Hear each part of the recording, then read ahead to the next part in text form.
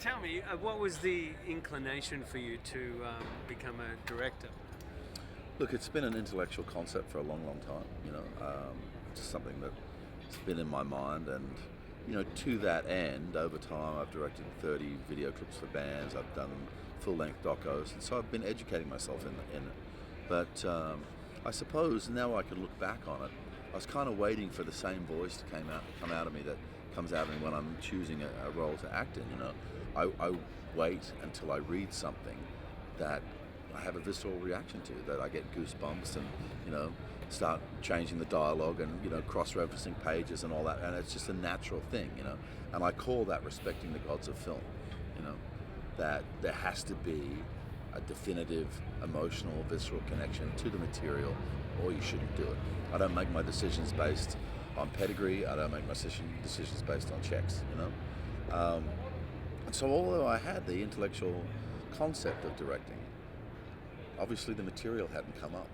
The thing that actually draws that same response out of you, where it's not just a maybe, it's an absolute definitive yes. And I found this voice coming out of me saying, you have to take responsibility for the story.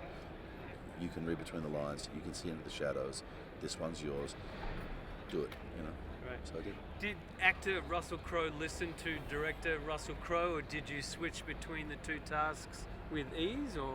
We got on very well, and I have to say, he never let me down. He gave me everything I needed from every shot.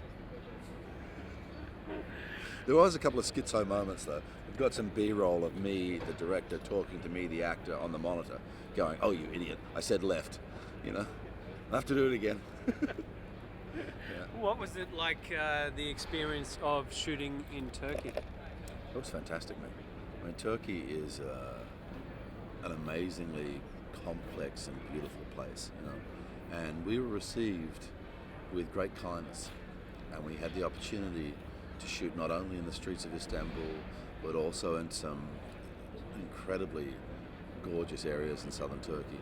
But within the city of Istanbul, we were able to shut down streets, and most amazingly, we were given official permission and became the first international film crew to have official permission to shoot in the Blue Mosque.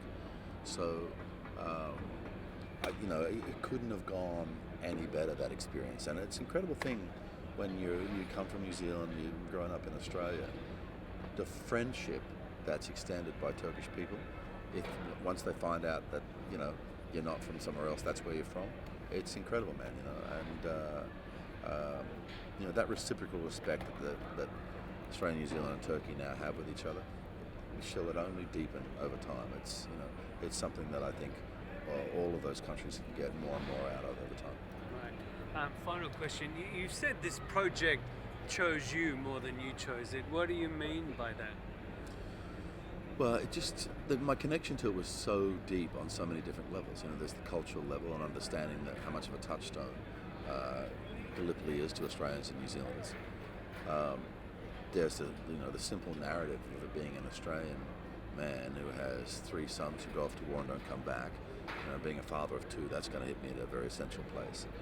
But also the opportunity in the script to sort of reshape the way we think about Gallipoli, but also our connection to the Turks, also armed conflict in general. It was just such a big challenge that connected in so many different ways that it became something I was sort of impelled to do.